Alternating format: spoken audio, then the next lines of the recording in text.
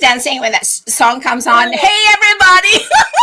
We're always trying to, hype up a little bit. Anyways, Shannon, I don't know about you, but I'm excited today because, today's topic is, today's story is shared by a special needs mother. And you and I know mothers always give us great life lessons, right? Absolutely. And I am looking forward to this one because our guest is all the way from Amsterdam. So for all of you folks who are just tuning in, we will be right back shortly after our intro. See you in a bit. SOW Victory Live is all about sharing stories to ignite and inspire victories. We are here on Wednesdays, and our first, third, and fifth Wednesdays, we go live at 11 a.m. New York time, and second and fourth Wednesdays at 9 p.m. New York time. And you can get all this information at sowvictory.com/talk show. Now, after the live broadcast, you're invited to join us in a post-show meet and greet where you can engage and have more intimate conversations with our cast members and guests. You can go to live.sowvictory.com and join us in our studio lounge for the meet and greet. We'll see you then.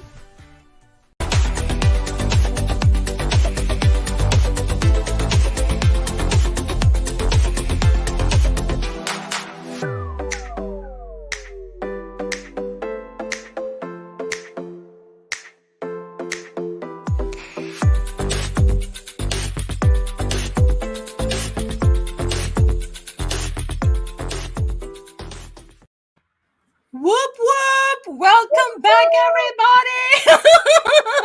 Shannon and I, we're pretty excited because this is going to be a great session. We always make it a great session, right, Shan? We do, and I'm especially excited for this one because we are going to be talking about resiliency today, and we're going to be, Nina is really going to be sharing her story of hope, and I'm so excited to hear more about this. But before we jump into that, I have to say, I was back there dancing, doing my little Muppet dance in the background. Who was dancing with us? If you were dancing of course I was. I was dancing, we're dancing all the time. We have to get our blood going. So let me put it a little bit here. See, we're always dancing, right? Anyways, today's topic, everybody, what is it, Shannon? Topic of our storytelling today? Yes, we are going to be talking about resilience, and we're going to be learning some universal life lessons from a special needs mother today. She's going to be sharing a bit about her journey and the resiliency that she's established going through that and how she's really come out of that and been able to maintain positivity and be successful and sharing all kinds of great tips. I don't want to ruin the story for you. Sharing all kinds of great tips with us. All kind of great tips. And especially if this topic resonates with you, please come right after the show. We have a post-show meet and greet in case you missed that in our intro. Just come on and stay on. And I'm going to pass it on to Shannon because she's going to do a quick intro. Yes. So yes, I'd love to introduce and bring on our guest today, our very special guest, Nina Justin, who is the Resilience Mentor. Resilience is really Nina's magic, as you're going to hear from her story today. She mentors CEOs and founding teams of growing companies and also writes a lot on the topic of resilience. She gave a talk during SOW Victory Fest from IQ to EQ to AQ and talked about the adversity quotient. So if you didn't catch that, make sure to sign in and watch Nina's session back. It was fantastic. And Nina is actually an East meets West personality. She gathered experience in over 40 countries, 40 countries. She was born in Malaysia, educated in the UK, and she now resides in Amsterdam. So she has been all over the world and she's shaped by the world. So I'm very excited to welcome our special guest, Nina Justin. Whoop, whoop. Let's bring her on. Yay! Hi, Nina. How many languages again? Because my head just spun and I'm thinking how do you transfer from one language to the other in your conversation, Nina? Hello, everybody. I'm a bit shy now. Yes. Oh, I do speak 5 languages. They are not all perfect. But yeah, I also wrote on my website that I speak the sixth language, which is the language of humanity. So in the end, we don't have to speak the same language, but we can vibe the same vibe. Absolutely. And I guess, next time, if any of one of us traveling to the country that you speak the language of, we know who to bring. This is my personal translator. I know, this is my personal translator. All right. Nina, welcome. And we are really excited to have you on the show. And I know Claire's here, and Claire says hello. She says, you ladies look great. And she says, love the energy. We bring the energy. So we're about to roll the 200 miles per hour because that's my energy. So we're going to I'm going to pass this on to Shannon. Yes. So Nina, we would love to have you tell us your story today. For our audience that's tuning in, if this is your first time tuning in to SOW Victory Live, our guests always take the first part of the show to open up and talk about a very personal story and how that's helped them. And I would love to hand it over to Nina at this point in time. And Nina, please share your story with us and our audience. Okay, so for those who don't know me yet, I've worked in the startup and scale-up world for over 20 years. I believe there are many similarities between starting a business and having a baby. And to me, having a baby is just like launching a new business. So back in 2013, my husband, David, and I wanted to give our first daughter, Camilla, a sibling. So just like a business, we planned this baby, and from conception to the birth, and everything was made with proper planning and care.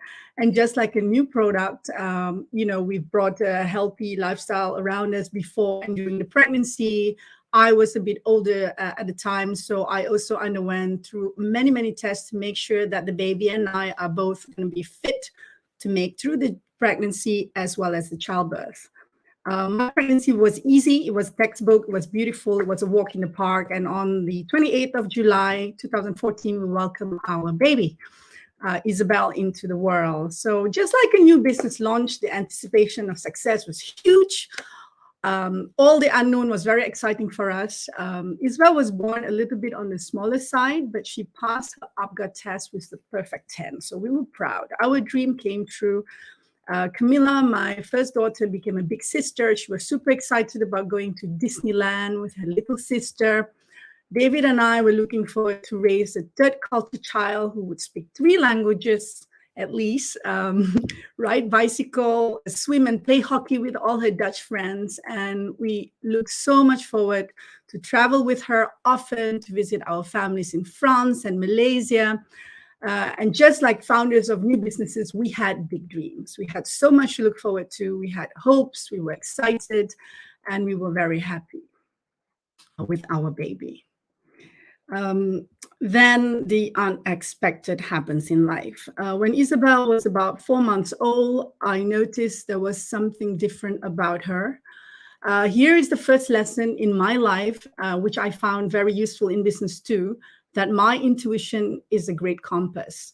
So for over 2 years from that moment when I thought there was something different about her, instead of living our first moments of, let's say, the first step, the first word, the first song, the first mama, our lives was actually filled with why. Why was she not hitting her milestones? So for about 2 years from that moment, our life was actually filled with 6 to 7 trips to the hospital every month for different tests. It was agonizing, it was painful, it was confusing. And it's very difficult to describe it now, looking back how we went through that. So after 2 years of testing, it was challenging to get around our head when the doctor told us that she has a condition called TRP12. It's a rare genetic mutation, and Isabel at the time was 1 in 21 children in the world born with this condition. And they did not know much about it. Until today, we do not know much about the condition. So just like the suffering business world, we were filled with worries and uncertainty about the future. And I personally had a lot of sadness and anxiety as a mother. So I'm good at startups and scale-ups, but I have no clue how to be a mother of special needs child. The pain I experienced was simply unbearable. My startup experience hopefully had come in handy at the time, because what I thought at the time, what would I do normally in a startup situation? What I do not have, I create. So we will find a way to make it work. So this is what happened. In the startup world, many things don't go according to plans, and the real achievements are often connected with what we do with what we're given. So at that moment, I decided, okay, I have a special needs child, and just like in business, I have to pivot. But this time, the pivot must happen emotionally. So I did this by being more open to the new situation. It was not easy, but I had to make time my greatest ally, to be patient with myself, and also to give time, the time to do its work, to conquer the fear of ambiguity, and also to refocus my own response to the reality rather than begrudging the situation, which is different than what we expected. Still, there was a lot of beauty in our lives, and I often remind myself that we still have the family that we wanted. And that was our dream. Our dream was to have a bigger family. So as a woman, as a startup person, as a businesswoman, I had to reconstruct the narrative of my life. And I had to look at the way we are today and how obsessed we are with defining happiness and success in a certain way. And very often, this is also not actually consciously defined by us, but by commercial and capitalist standards. So, and being a special needs mother is totally off that chart, you know. I have to define everything differently, and life demands a different way of being from me from that point onwards. So things basically didn't go the way we planned, and challenges and setbacks are often easier to deal with a wider perspective. So reconstructing my life as a businesswoman, I started to focus more on helping others as well. And I found this vision of happiness and success a lot less pressurizing after that. I'm also a runner, so many have likened running a marathon to running a business. And if running a business is just like running a family, we don't get to train to be a parent, not just like it is in training for a marathon. But what we get to train is to train our minds to be more open, and looking at growth differently, and looking at life journey differently than a race. There is no finishing line to it. And life is messy, and just like in businesses, it keeps throwing curveballs at us, but we can decide to be proactive or reactive. And what I have experienced is that growth needs time, and you need to allow yourself that. So this is my daughter, Isabel. She is genetically imperfect, but for us, she is always perfect. And what we have now is a lifelong grief. I live a normal life of lost hopes, but I have made new hopes, and I have made a new definition of everything. What is normal is no longer normal. So there is nothing normal in my life. My daughter does not get invited to sleepovers or birthday parties. I also have to explain to everyone all the time why she's different. I have to explain why she doesn't speak at all, and why she hits herself or other people from time to time. And I have to live a life which I have to plan everything around her, travels, work, everything is around her. There is no break at the moment. And so, just like a startup life, we work around the clock and we don't know if we will be successful. But this is a form of creative offering. It's living it in the form of transformation. And in every living form, I believe that there is enough resilience. That is our superpower. And the good thing about this is that this is our birthright. We are designed for it. We are designed to survive difficulties in life, and the idea that everything will come our way, everything will be perfect, is not how life or nature intends it, right? So Isabel has the birthright to be happy too, and we have a choice to want to be disappointed with her or what life has given us, or we can turn it around and use it as a form of superpower. And that's what we did. And in the end, we don't have to do this alone. And just like in business, we don't do it alone. We cannot do anything alone. We have a lot of people, and as a family we are doing it together. My husband, my big daughter, and I, we share this experience. We are very connected to each other also because of Isabel, and we see life differently also because of Isabel. And I think we have great friends, and I have not posted any pictures of my good friends, but they are an important source of support and love. And just like everything else in business, as well as every part of life, you cannot do it alone. It takes a village. So my lesson that I could draw from this is that, everyone can deal with whatever life throws at them, because we have it in us. That was 10 minutes.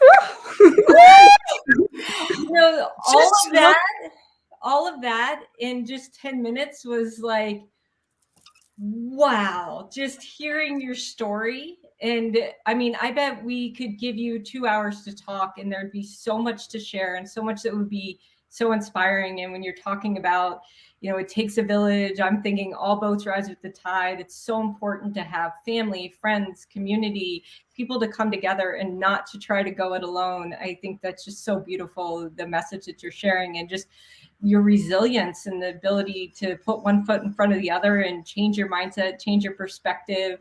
I loved how you thought about it like a startup, right? And it's pivoting and focusing and pushing towards that finish line. And I think that's beautiful. And when you were talking about, treating parenting like treating a startup, I was thinking, people ask me all the time, do you have children? And I say, yes, its name is in captive.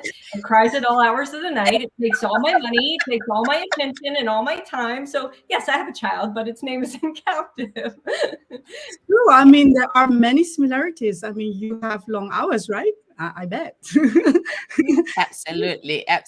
Long hours. And I think because just like you said, startup is something that you have to nurture over time. And this is what it is, right? You're nurturing it over time. Absolutely. And love it. You have to use nurture over time as well. Yeah, and it changes all the time. It morphs basically. And you need to also let it have its own soul, its own purpose. I mean, it's the way I see my daughter. She has her purpose. I just have to get to know that. And my idea of having her was totally different than her idea of having her life. So it's in a way a spiritual journey, yes. But everything in life is connected. So if you grow in one area, you will probably grow in another area because you're in one ecosystem. So if you change in your personal life, that change will affect your work. And if you have a different mentality for work, it will affect your personal life. So it's the same. I believe, that's all connected. Yeah. There are so many questions that I want to ask, and I know Shannon has to, but I'm going to take a quick 10 seconds break so that we all can grab a sip of water or something and come back in about 10 seconds. We'll be right back, everybody.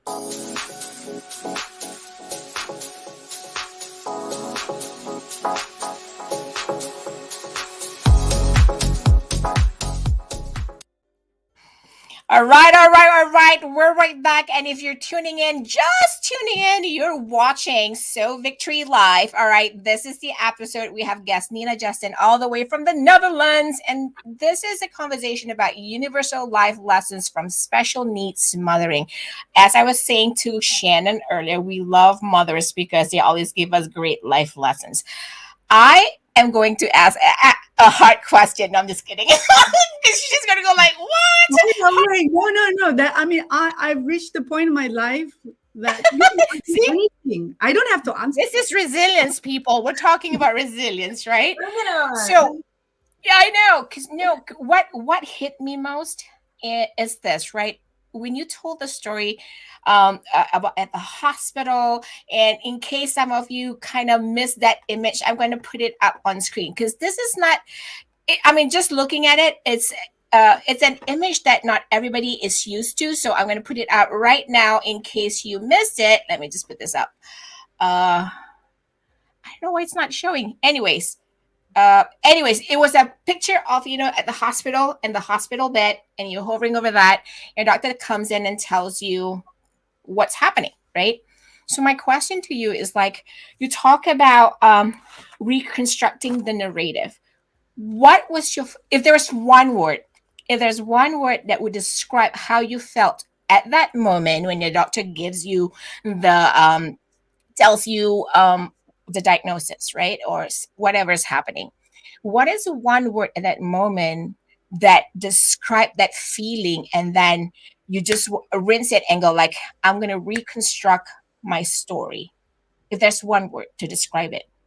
Da-da-da! Because you asked me what I felt at that moment. The one word, it's a bad dream. It's a nightmare. This is not happening. So I don't know if that qualifies as one word, nightmare. It's another word which is really hard, probably, but it's not the truth. Yes, it's death. It's like the death of everything you thought you are going to have, because life is never the same again from that day. I mean, actually, it has changed. It's a process. It's a journey. It started when I thought, my baby is different, right?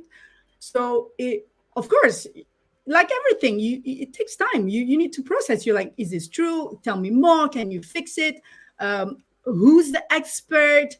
Are you the right doctor? Are we talking to the right hospital? Have you tested her enough? But she was tested for 2 years, all sorts of testing. We were tested too, to see if I felt, of course, responsible. I'm her mom, right?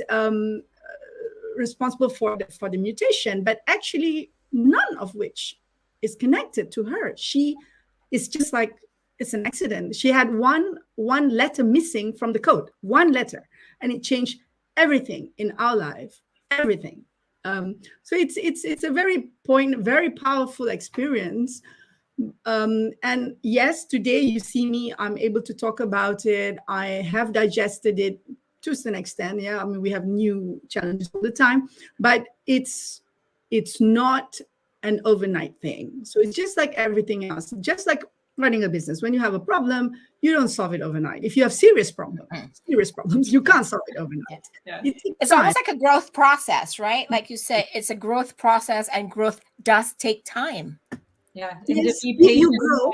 If you decide to grow, because it's always also, if you decide that this is going to hamper you and the way you live, because this may sound selfish, but I always thought before, even with my first daughter, before I had her, I had me. So I was determined to always not drop, unless it's absolutely important, my place in my life too. And when my second daughter came, I had to question that. Do I now drop everything because she needs me? And of course, I could not work the way I did before. And I can't go to 40 countries now. I can't even go to one, right? But I mean, even going to Malaysia is very difficult for us. I mean, I have to organize a lot of things around it. So, but do I feel bad about it? I can choose. Well, luckily, we are now much more open to having this kind of conversations on the internet, via Zoom, and so on and so forth. So I can still continue living my life. It took a lot of organization, of course, and my heart is still broken. But yes, I find my happiness through the cracks, so to speak. And something you talked about was being in the hospital all the time, and you said you said it was like a nightmare when you first found out, and then there were all these doctors, and it sounded like you're similar to me in that you see a problem, you want answers, right? Is this the right doctor? Is this the right hospital? Is this the right diagnosis? What can we be doing to fix this, right? Because as fixers, we want to just fix the problem. We want to make it better. We want to find the best solution. So you were obviously presented with something, a situation, a diagnosis, a horrible diagnosis that you couldn't just fix. And so you had to find a way to adapt and make changes in order to continue living a rewarding and happy life. So can you delve a little bit further into that? Like, what kind of adaptations did you make? What kind of changes did you make in your life to be happy mentally, emotionally, physically, and still have time for you and not lose yourself in all of that? The first thing is I have to stop looking at it as a disease, as a problem. Love that. I see her, if I look at it as something that I must fix, it's my responsibility as a good mother to find a solution, I would be going crazy. Because that is such a mindset thing. And I have to say, kudos to you, because you're in that position where you're thinking about, how do I look at this differently? And this is what I'm like, you talk about resilience and reconstruction. That's the definition of it. Love it. Thank you for sharing that. Well, also because we always look at people who are different than us to be somewhat lacking in something, but that's not the truth. So there are so many different ways of looking at the situation. They don't look like us, like you. We are all dark haired here, but there are some people who are blonde, right? But so Isabel is just different, and there's nothing wrong with blondes, and there's nothing wrong with her. I mean, that's just how she is. Mm-hmm. And it's not convenient for us, for the society, for most people, that she is the way she is.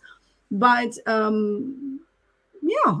guess that's the hand I have been dealt with. I don't need her to be seen as an inconvenience, even for myself. Of course, I'm still running. I still run 4 times a week. I still do my marathon. Wow. I need to for my sanity. But it's but I have to plan it. I have to do it in such a way that while I'm doing that, she's cared for and so on. So of course I can't live my life like other people.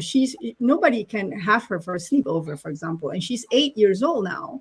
And normally when a child is 8, you kind of like ship them off to the grandparents, or they can go and play with friends. So but daddy a night to themselves. Exactly. We can't do that. We have her all the time. So we got used to that too. I mean, everything takes time. I mean, you get used to situations, and as long as you feel that you are not just living your life for that reason, so not to begrudge bad situations, so that you do. I think because I'm still working, living my dreams, maybe not the old dreams, but a new dream. I don't begrudge her. I think it's okay. We have to accept that's how it is. So it sounds like the change you made was a mindset shift. You changed the way you were thinking about it. And you said, okay, this is part of our lives now, and this is how we need to adapt and change. And we don't have to cancel our dreams. We just need to look at them in a new light. And we don't have to change our lives and turn them upside down. There are going to be changes to our lives in the way we plan and all of that stuff. But it sounds like your big change was a mindset shift in the way you looked at things. You kind of took off these glasses, put these other ones on, and said, this is the lens I'm going to look at it with now. And it sounds like that's really changed your outlook on a lot of this and helped you to continue to fulfill your dreams, not lose your sense of self, and take care of your daughter and love her in the way she deserves to be taken care of and loved. Yes, to the best of our abilities. Yes, of course. I really don't like to go on a sympathy party, like, oh, poor Nina, da, da, da, da. I really don't like that. And that's also probably just my personality. Mm-hmm. I think time has helped a lot, getting used to that. And I mean, knowing her as she is and not expecting her to be anybody else.